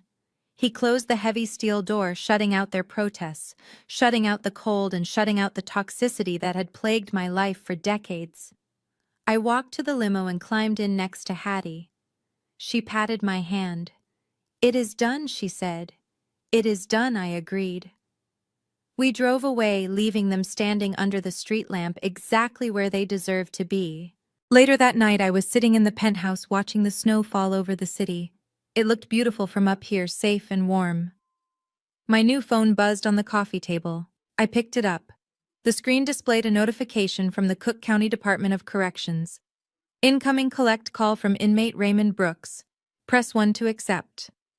I stared at the screen. I could imagine him in the holding cell wearing an orange jumpsuit, terrified, finally ready to apologize, finally ready to beg. He probably wanted me to call a lawyer. He probably wanted to tell me he loved me. I didn't feel anger. I didn't feel sadness. I felt peace. I pressed the block caller button. The phone went silent. I set it down, took a sip of hot tea, and turned to my grandmother. "Who was it?" Hattie asked, not looking up from her book. "Wrong number." I smiled. The storm outside was finally breaking, and for the first time in 29 years, the forecast for my life was perfectly clear. 1 year. 365 days. That is how long it has been since the night the lights went out at the Palmer House Hotel, and my former life shattered into a million pieces. As I stand in the corner office of the newly constructed Hattie Holdings headquarters, looking out over the Chicago skyline, the view is very different from the one I saw from the window of the Motel 6. The blizzard that nearly killed us is a distant memory, replaced by the warm golden glow of a winter sunset reflecting off the glass of the skyscrapers. I smoothed the front of my blazer and looked down at the documents on my desk. They were the blueprints for the Hattie May residence, a state-of-the-art affordable housing complex for low-income seniors. It was being built on the very land my father had tried to steal, the land where the old South Side house once stood. We didn't sell it to a developer to build a mall. We tore down the rotting structure and built a sanctuary. It was my grandmother's dream, and now as the executive director of the foundation, I was making it a reality. I wasn't just a sous chef anymore. I was a builder. My assistant knocked softly on the glass door. "Ms. Brooks," she said, "the car is ready for the holiday dinner, and Mr. Harrison left this update for you." She handed me a thin manila envelope. I knew what was inside. It was the monthly report on the assets we had liquidated, specifically the human assets. I opened the file in the car as we drove through the festive streets. The first page was a status update from the Illinois State Penitentiary. Raymond Brooks was 12 months into his 8-year sentence for fraud, forgery, and embezzlement. The report noted that his appeals had been denied. It also mentioned that he had stopped trying to call me. Apparently, after 6 months of silence, he finally realized that the daughter he had underestimated was the one person who would never pick up the phone again. He was working in the prison laundry folding sheets for 12 cents an hour. It was a poetic justice that I tried not to savor too much, but I admit it brought a small smile to my face. I flipped the page. Trey, my little brother, the golden child who thought the world owed him a living. The photo attached to his file was grainy, taken from a distance by a private investigator we kept on retainer to ensure he stayed away from the foundation. He was standing outside a car wash on the west side holding a spray hose. His tuxedo was gone, replaced by a wet gray jumpsuit. His hands were red and chapped from the cold water and harsh chemicals. He looked older. He looked tired. Harrison's notes indicated that Jessica had divorced him the moment the money dried up, leaving him with half of their accumulated debt. He was living in a studio apartment above a garage, learning for the first time in his life what it meant to earn $1. And Jessica. The last page was brief. After the fake pregnancy scandal and the public humiliation at the gala, she had become a social pariah in Chicago. No charity would let her on their board. No country club would renew her membership. She had moved back to her parents' home in Wisconsin, where she was reportedly working as a receptionist at her father's dental practice, far away from the high society life she had clawed so hard to attain. I closed the file and looked out the window. They were gone. The toxicity, the manipulation, the constant need to prove my worth to people who were incapable of loving me, it was all gone. The limousine pulled up to the curb, but it wasn't the curb of the cold, imposing colonial mansion. It was the entrance to a beautiful brownstone in Lincoln Park, the new home I shared with Hattie. I walked inside and the smell hit me instantly. Not the smell of fear or tension, but the smell of roasted sage, cranberry sauce, and expensive red wine. The house was decorated simply, but elegantly, with a real tree standing in the corner, covered in ornaments that Hattie and I had picked out together. In the dining room, the table was set. But there were no place cards. There was no hierarchy. Hattie sat at the head of the table, not in a wheelchair, but in a comfortable armchair. She looked healthy. Her cheeks were pink, her eyes bright with laughter. Sitting around her were not sycophants or fake friends. There was Harrison, who had taken off his suit jacket and was currently trying to carve the turkey. There was Marcus, the head of security, who had saved us that night, laughing as he poured wine for the guests. There were 2 of the nurses who helped care for Hattie and the head chef from my old restaurant, whom I had hired to run the kitchen at the new senior center. Jasmine, Hattie called out when she saw me. "Come here, darling. Harrison is butchering this poor bird. We need a professional." I laughed, the sound bubbling up from my chest, light and free. I walked over and kissed my grandmother on the cheek. "Merry Christmas, Grandma," I whispered. "Merry Christmas." "Madam CEO," she winked back. As I took the carving knife and looked around the table, I felt a warmth that had nothing to do with the fireplace. I looked at these people. They didn't share my blood. They didn't have the name Brooks. But they were loyal. They were kind. They were the ones who had stood by us when the world fell apart. We ate, we drank, we told stories. There were no insults disguised as jokes. There was no walking on eggshells. There was just peace. Later that night, after the guests had left and the fire was dying down to embers, Hattie and I sat on the sofa watching the snow fall outside the window. It looked beautiful now, soft and quiet, no longer a threat. "You know," Hattie said, taking a sip of tea, "I lost a son last year." I looked at her, my heart aching slightly. "Do you miss him?" "I miss who I thought he was," she said honestly. "But I gained a daughter. And I gained a legacy that actually means something.